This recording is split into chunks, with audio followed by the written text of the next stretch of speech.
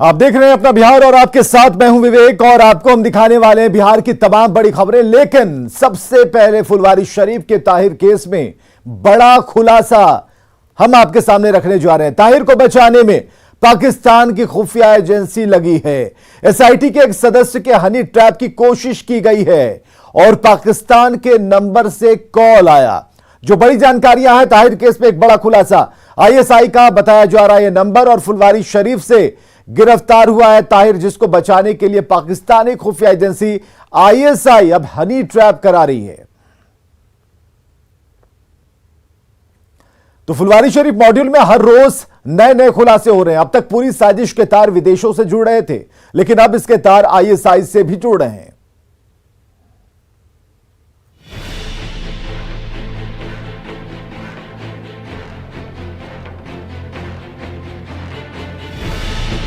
ये है फुलवारी शरीफ से गिरफ्तार मरगूब उर्फ ताहिर, जिसके तार पाकिस्तान, बांग्लादेश और यमन तक मिले थे।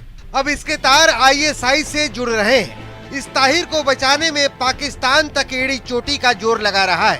ताहिर के तार को खंगाल रही एसआईटी की टीम को हनी ट्रैप करने की कोशिश की जा रही थी, लेकिन एसआईटी ने आईएसआई के जाल को ही ट्रैप कर लिया। गजवाए हिंद और पीएफआई मामले की जांच कर रही एसआईटी की टीम के एक सदस्य को हनी ट्रैप करने की कोशिश की गई और ये कोशिश जो है पाकिस्तान में बैठे आईएसआई की एजेंट जो है उसके द्वारा किया गया। बताया ये जा रहा है कि हनी ट्रैप करने की कोशिश करने वाली जो महिला है उसका नाम इलिसा है और यह महिला जो है वो मरगूब को पहले ट्रैप कर रखी है और उसी के जरिए जो है मरगूब के जरिए भारत में विध्वंस फैलाने की कोशिश लगातार कर रही थी। आईएसआई जो है वो कर रहा था, लेकिन जैसे ही इस बात की जानकारी आईएसआई के कान तक पहुंची कि मरगूब एसआईटी के गिरफ्त में है, एटीएस ने उसे गिरफ्तार कर लिया है और उसके तमाम प्लानिंग जो है वो उसका पटाक्षेप कर दिया है। पीएम मोदी के दौरे के दिन होना था ये प्रदर्शन। तीस्ता सीतलवाड़ के समर्थन में प्रदर्शन की साजिश रची गई थी। पीएफआई और एसडीपीआई के बैनर तले हंगामे की साजिश थी। पटना के फुलवारी शरीफ मॉड्यूल की जांच का दायरा बढ़ता जा रहा है। इसके विदेशी कनेक्शन का दायरा भी बढ़ता जा रहा है। ताहिर पाकिस्तान के रहने वाले फैजान नामक एक शख्स के संपर्क में भी था और गजवाए हिंद के मंशा से भारत में साजिश रच रहा था। पटना से न्यूज 18 के लिए अमित कुमार और संजय कुमार की रिपोर्ट। और बड़ा खुलासा हम आपको बता रहे हैं, ताहिर को बचाने में पाकिस्तान की खुफिया एजेंसी आईएसआई ने रची थी साजिश और ताहिर के लिए हनी ट्रैप वाली साजिश रची गई। एसआईटी के सदस्य को हनी ट्रैप में फंसाने की कोशिश हुई है। एक एक कर हम आपको बता रहे हैं क्या क्या हुआ है और पाकिस्तान, उसकी खुफिया एजेंसी आईएसआई क्यों बेचैन है। तो पाक खुफिया एजेंसी आईएसआई ने इसके लिए एक साजिश रची, एक रणनीति बनाई। ताहिर के लिए हनी ट्रैप वाली ये रणनीति थी, साजिश थी, जिसके जरिए उन अधिकारियों को ट्रैप किया जाना था जो जांच में शामिल हैं। एसआईटी मेंबर्स के हनी ट्रैप की कोशिश की गई। इसके अलावा फोन के जरिए हनी ट्रैप की कोशिश हुई है। जो नंबर्स मिले हैं वो पाकिस्तान के नंबर बताए जा रहे हैं और बिहार पुलिस ने आईएसआई की साजिश पकड़ ली और यह खुलासा हो गया।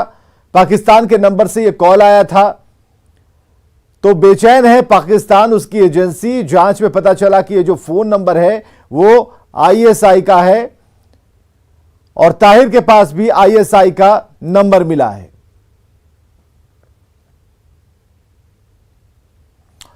तो हनी ट्रैप की कोशिश की गई है और फुलवारी शरीफ से ताहिर की गिरफ्तारी हुई। एसआईटी की पूछताछ में क्या बोला ताहिर, यह भी समझिए।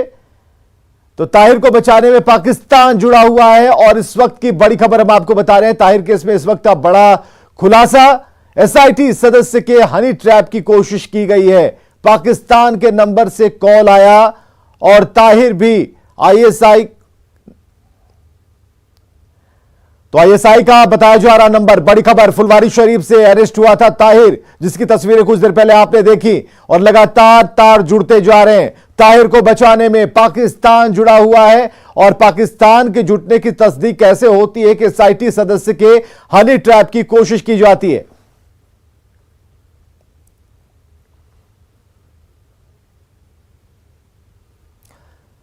फुलवारी शरीफ जिहादी ट्रेनिंग मामले में भी बड़ा खुलासा हुआ। गिरफ्तार किए गए अतहर परवेज से पूछताछ में पता चला कि 12 जुलाई को पीएम के दौरे के दिन पटना में प्रदर्शन होना था। यह प्रदर्शन तीस्ता सीतलवाड़ के समर्थन में होना था और इसके लिए पीएफआई और एसडीपीआई ने तैयारी कर रखी थी।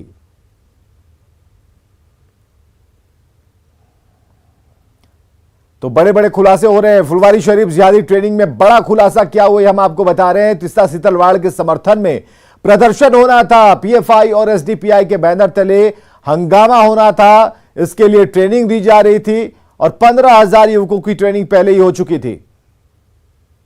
पटना के फुलवारी में पीएफआई, एसडीपीआई और राष्ट्र विरोधी गतिविधियों के मामले में पटना पुलिस की एसआईटी ने आज एक महत्वपूर्ण कार्रवाई करते हुए इस मामले में गिरफ्तार किए गए झारखंड के रिटायर्ड पुलिस ऑफिसर जलालुद्दीन और लखनऊ से गिरफ्तार किए गए पेशे से अधिवक्ता नूरुद्दीन जंगी को आज रिमांड पर ले लिया है।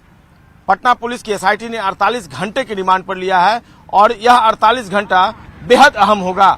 पटना पुलिस की एसआईटी से जुड़े अधिकारियों ने बताया कि इस मामले में पहले से जो गिरफ्तार किए गए दूसरे मेंबर्स थे, चाहे वो अतहर परवेज हों या अरमान मलिक हों, उनसे पूछताछ में जो बातें निकलकर सामने आई है उसकी पुष्टि इन दोनों से की जाएगी। निश्चित तौर पर एक बड़ी कार्रवाई अब भी पटना पुलिस के जिम्मे है और एसआईटी की टीम इन दोनों से पूछताछ करेगी। कई महत्वपूर्ण बातें जो निकलकर सामने आई हैं मरगूब उर्फ ताहिर को लेकर, उसमें ये बात काफी महत्वपूर्ण है कि मरगूब ताहिर का सीधा संबंध पाकिस्तान की एजेंसी आईएसआई से है। मरगूब ताहिर के व्हाट्सएप में कई ऐसे चैट मिले हैं जिससे यह साबित हो जाता है कि उसका संबंध आईएसआई से था। कई फोन नंबर्स भी मिले हैं। एक और जो महत्वपूर्ण कड़ी है वो ये कि जो मोतिहारी से उत्तर प्रदेश एनआईए ने मौलाना को गिरफ्तार किया था मध्य प्रदेश के एक मामले में, उसका संबंध पीएफआई से जुड़े सन्नाउल्लाह से भी है और यह सन्नाउल्लाह दरभंगा का रहने वाला है। तो इस मामले में लगातार जांच परत दर परत आगे बढ़ रही है और आने वाले दिनों में कई अहम खुलासे होंगे। कैमरा पर्सन अजय दुबे के साथ संजय कुमार, न्यूज़ 18 पटना। और एक और बड़ी खबर आ रही है फुलवारी शरीफ मॉड्यूल पर। एक बड़ी खबर हम आपको बताने जा रहे हैं। फुलवारी शरीफ मॉड्यूल की जांच एनआईए करेगी। ईडी से पहले से ही जांच कर रही है, लेकिन जो इस वक्त की ताजा जानकारी है, नई जानकारी है, वो ये है कि फुलवारी शरीफ मॉड्यूल की जांच एनआईए करेगी। तो शंकर आनंद हमारे साथ फोन लाइन पर। शंकर, क्या है सूचना? देखिए, इस वक्त की बड़ी खबर कही जा सकती है कि फुलवारी शरीफ मामले में जिस तरह से पाकिस्तान कनेक्शन, इसके साथ साथ कई अन्य दूसरे देशों में रह रहे कई संदिग्ध आतंकियों का जो कनेक्शन जिस तरह से इस मामले में सामने आया है, लिहाजा इसी मामले की गंभीरता को देखते हुए केंद्रीय गृह मंत्रालय के द्वारा इस मामले की तफ्तीश का जिम्मा केंद्रीय जांच एजेंसी एनआईए को सौंपा गया है। एनआईए इस मामले में आतंकी गतिविधियों से जुड़े हुए मसले की तफ्तीश करेगी, तो वहीं इस मामले पर मनी लॉन्ड्रिंग से जुड़े मामले की तफ्तीश केंद्रीय जांच एजेंसी ईडी करेगी। ईडी इस मामले में पिछले 3 दिन पहले इस केस को टेक ओवर किया और ईडी ऑलरेडी इस मामले में पहले से ही इस मामले की तफ्तीश कर रही है। लेकिन जिस तरह से आतंकी गतिविधियों से जुड़े हुए कई महत्वपूर्ण इनपुट्स पटना पुलिस को मिले थे, उसके बाद पटना पुलिस के द्वारा तमाम जानकारियों को ईडी के साथ साझा किया गया और जिस तरह से इस मामले में कई महत्वपूर्ण इनपुट्स मिले थे। हालांकि एनआईए की टीम पटना की जो है वो पहले से इस मामले की तफ्तीश में जुटी थी और शुरुआती तौर पर मामले की जांच कर रही थी, लेकिन कुछ हाल फिलहाल में कुछ और भी महत्वपूर्ण जानकारियां मिली और कई ऐसे संदिग्ध इनपुट्स जब मिले तो उसके बाद इस मामले को एनआईए को सौंपने का निर्देश जो है केंद्रीय गृह मंत्रालय के द्वारा दिया गया।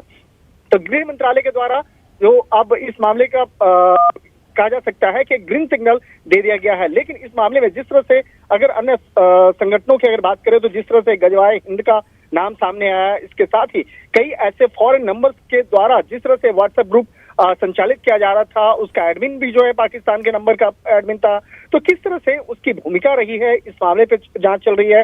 और जिस तरह से अतहर परवेज जो फुलवारी शरीफ में रहता था, इसके साथ साथ इस मामले में जो दूसरा जो आरोपी है मोहम्मद जलालुद्दीन, जिस पर यह भी आरोप लगा है कि वो सिमी से भी जुड़ा हुआ है। सिमी हालांकि एक प्रतिबंधित संगठन है जो उसपे उसके तमाम जो आरोपी हैं जो पहले चलाते थे उसकी गिरफ्तारी हो चुकी है। लेकिन अभी भी असद परवेज का संबंध जिस तरह से सिमी के साथ जुड़ा है, तो ये भी जानने की कोशिश की जा रही है कहीं उस संगठन को फिर से स्टार्ट करने की बिल्कुल बड़ी जानकारी है, एनआईए जांच करेगी। बहुत बहुत शुक्रिया शंकर आनंद हमसे बातचीत करने के लिए। और हमारे साथ संजय हमारे सहयोगी जुड़े हुए हैं। संजय, अब तो एनआईए की बात आ रही है कि एनआईए को भी इसमें अब जांच के लिए शामिल होना पड़ा, और ऐसे में अब ये जो मॉड्यूल है फुलवारी शरीफ तक नहीं रहा, अब ये पाकिस्तानी मॉड्यूल है। अब तो हनी ट्रैप की भी कोशिश की जा रही है। देखिए बिल्कुल, और ये मामला इतना संवेदनशील था कि एनआईए की टीम पहले ही पटना पहुंच गई थी, और जितने भी अभियुक्त इस पूरे मामले में रिमांड पर लिए गए थे, या तो वो पीएफआई एसडीपीआई से जुड़ा हुआ मामला हो या फिर मरगूब उर्फ ताहिर से जुड़ा हुआ मामला हो, सभी में जो रिमांड पर लिए गए अभियुक्त थे उसमें जो इंट्रोगेशन हुआ उसमें एनआईए की टीम शामिल रही थी। और सबसे पहले हमारे सहयोगी शंकर आनंद ने दिल्ली से चलाया भी था कि एनआईए को इस पूरे मामले की जांच सौंपी जा सकती है, और जिस तरीके से फंडिंग्स के मामले में ईडी को सारी जिम्मेवारी जांच की दी गई थी, उसको लेकर तमाम कयास लगाए जा रहे थे कि हो सकता है कि 1-2 दिनों में, आने वाले दिनों में यह मामला जो है एनआईए तक चला जाए। और आखिरकार केंद्रीय गृह मंत्रालय ने यह फैसला नहीं लिया है, और यह बड़ा फैसला लिया गया कि इस पूरे मामले की जांच अब स्वतंत्र रूप से एनआईए करेगी। यानी इस पूरे मामले में भले ही एफआईआर लॉन्च किए गए हों पटना पुलिस द्वारा, 2 अलग-अलग केसेस दर्ज किए गए हैं, लेकिन अब इस पूरे मामले में एनआईए अपनी तरफ से एक केस दर्ज करेगी, एफआईआर लॉन्च होगा, और उस पूरे मामले में एनआईए जो है वह स्वतंत्र रूप से यानी इंडिपेंडेंटली जो है वह अब इस पूरे मामले की जांच करेगी। एक अहम जानकारी, एक महत्वपूर्ण जानकारी ये कि अब जो फुलवारी का मामला है, जिस तरीके से मरगूब उर्फ ताहिर की गिरफ्तारी हुई, उसके व्हाट्सएप चैट से आज भी जो पुलिस सूत्रों ने खुलासा किया है, कई सनसनीखेज खुलासे हुए हैं, और यह निश्चित तौर पर राष्ट्र के हित से, राष्ट्र की सुरक्षा से जुड़ा हुआ मामला है, क्योंकि इसमें सीधे तौर पर पाकिस्तान की जो एजेंसी है आईएसआई, उसका एक मामला सामने आया है। आपने देखा किस तरीके से हनी ट्रैप के एक मामले में का एक मामला सामने आया, जिसमें एसआईटी से जुड़े हुए एक अधिकारी को ट्रैप करने की कोशिश की गई। तो तमाम जो ऐसे मामले हैं उसको देखते हुए एक अहम फैसला केंद्रीय गृह मंत्रालय की तरफ से कि इस पूरे मामले की जांच अब एनआईए करेगी, और निश्चित तौर पर एनआईए की जब जांच होगी तब यह मामला, और चूंकि जो प्रिलिमिनरी जो हिंट्स मिले इंट्रोगेशन में, जब अभियुक्तों को रिमांड पर लिया गया था, तो कई ऐसी चीजें मिली जिसमें यह लगने लगा था, यह महसूस किया जाने लगा था कि यह मामला जो है केवल पटना पुलिस के बूते की बात नहीं है। इसलिए पटना पुलिस ने इस पूरे मामले की जांच एटीए से कराने की अनुशंसा की थी। हालांकि यह मामला भी विचाराधीन था बिहार पुलिस मुख्यालय में, लेकिन इस बीच केंद्रीय गृह मंत्रालय ने बड़ा फैसला लिया, और अब एनआईए इस पूरे मामले की जांच करेगा। जी बहुत बहुत शुक्रिया संजय तमाम जानकारियों के लिए। ईडी पहले से जांच कर रही है, अब एनआईए की बारी, अब एनआईए के हाथ सुपुर्द किया गया है। तो ऐसे में जो जितनी भी खुफिया एजेंसियां हैं वो सब लग गई हैं इस केस को सुलझाने में, और जब एनआईए जांच करने में जुटी है तो अब समझिए कि इसका और भी खुलासा होगा। हालांकि जो टीम में शामिल थे, जो जांच अधिकारी थे, उन्हें भी ट्रैप करने में कोई कोर कसर नहीं छोड़ी गई, और पाकिस्तान की आईएसआई जो खुफिया एजेंसी है उसकी तरफ से अब पहल की जा रही है ताकि इन जितने भी संदिग्ध आतंकी या फिर आतंकी हैं इन्हें रोका जा सके, बचाया जा सके। और चलिए सियासत की गलियारों में चलते हैं। बिहार की सियासत में बयानों के तीर लगातार चल रहे हैं। पहले तेजस्वी ने कहा कि नित्यानंद राय ने उनसे मुलाकात की थी, तो प्रदेश बीजेपी अध्यक्ष संजय जायसवाल ने तेजस्वी पर अपने ही समाज को ठगने का आरोप लगाया है। क्या बिहार की सियासत की धारा बदलने वाली है? क्या बिहार में तेजस्वी बनाम नित्यानंद राय होने वाला है? ये सवाल इसलिए क्योंकि 4 दिन पहले तेजस्वी ने नित्यानंद राय को लेकर एक बेहद चौंकाने वाला बयान दिया था। सुनिए 18 जुलाई को तेजस्वी ने नित्यानंद राय को लेकर क्या कहा था। जी तो जब मंत्री नहीं बने थे तो हमसे मिले थे, हमसे कहा था कि आप हमको अपने पार्टी में ले लीजिए, यहाँ मन नहीं लग रहा है, क्या बोलेंगे। तेजस्वी के इस बयान के बाद बीजेपी लगातार तेजस्वी पर हमलावर है। शुक्रवार को बिहार बीजेपी के अध्यक्ष संजय जायसवाल ने तेजस्वी यादव पर अपने ही समाज को ठगने का आरोप लगा दिया। साथ ही यादवों के विकास का डाटा भी मांग लिया। वो सबको अपना हरवाहा चरवाहा समझते हैं। जो अगर कोई यादव समाज का बेटा अपने बल पे किसी एक अलग मुकाम पे पहुंच जाता है तो उसे जानबूझकर बदनाम करने की कुचेष्टा करते हैं। उन्हें यह पसंद नहीं है कि उनके अलावा कोई भी यादव समाज का कोई भी व्यक्ति किसी भी क्षेत्र में आगे बढ़े। और यह कोई नई बात नहीं है। 1990 से 2005 तक का इतिहास भी देखिए तो मैं चैलेंज करता हूं राजद को कि वह डाटा दे कि उसने कितने यादव समाज को नौकरी देने का काम किया। नित्यानंद राय इस वक्त मोदी सरकार में गृह राज्य मंत्री हैं। बीजेपी की ओर से सीएम पद की रेस में नित्यानंद राय का नाम उछलता रहता है। हालांकि इस पर पार्टी के किसी नेता ने अब तक कोई बयान नहीं दिया है। बावजूद इसके नित्यानंद राय को लेकर तेजस्वी की बयानबाजी भविष्य की सियासत का इशारा कर रही है। दिल्ली से न्यूज़ 18 के लिए अमितेश सिंह की रिपोर्ट। शिक्षक पात्रता परीक्षा कराने की मांग को लेकर पटना में अभ्यर्थियों ने विकास भवन के बाहर हंगामा किया। बड़ी संख्या में जुटे अभ्यर्थियों ने विकास भवन के मेन गेट को घेर लिया और धरने पर बैठ गए। इस दौरान वहां अफरा तफरी का माहौल हो गया। बाद में पुलिस मौके पर पहुंची, छात्रों को शांत कराया। और ये तस्वीरें हैं जो आप देख रहे हैं कि बड़ी संख्या में छात्र विकास भवन के बाहर जुटे हुए हैं और नारेबाजी कर रहे हैं। इस दौरान पुलिस से उनकी बहस हुई है। बिहार में 7वें चरण की शिक्षक नियुक्ति प्रक्रिया चल रही है। वहीं टेट नहीं होने से छात्र परेशान हैं और अब प्रदर्शन शुरू कर दिया है। जल संसाधन मंत्री संजय झा ने कहा कि बिहार में सूखे जैसे हालात हैं और जून से अब तक सिर्फ 200 मिलीमीटर बारिश हुई है।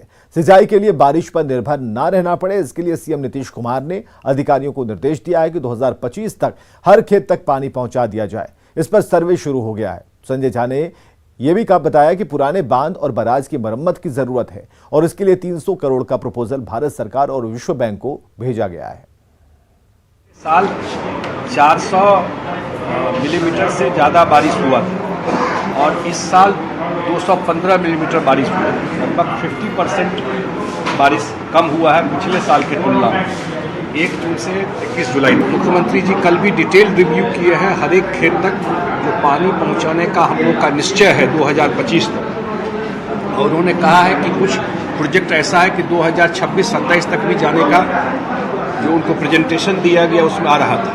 उनका क्लियर कट डायरेक्शन था कि जो भी काम है 2025 तक अब मैंने कमिट किया है तो हर एक खेत तक पानी पहुंचा देंगे। बिहार विधान परिषद के 7 नए सदस्यों ने सदन की सदस्यता की शपथ ली। शपथ ग्रहण विधान परिषद के उप भवन सभागार में हुआ और जेडीयू से रविंद्र सिंह, अफाक अहमद खान, राजद से मुन्नी देवी, मोहम्मद कारी सोहेब, अशोक कुमार पांडे और बीजेपी से अनिल शर्मा और हरी सहनी विधान परिषद के नए सदस्य बने हैं, जिनका आज शपथ ग्रहण हुआ है। शपथ ग्रहण समारोह में सीएम नीतीश कुमार, दोनों डिप्टी सीएम, विधान परिषद के सभापति समेत कई मंत्री मौजूद रहे।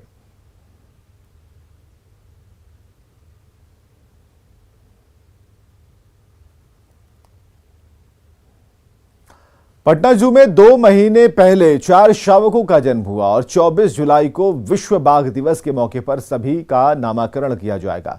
चारों शावकों पर पूरी नजर रखी जा रही है।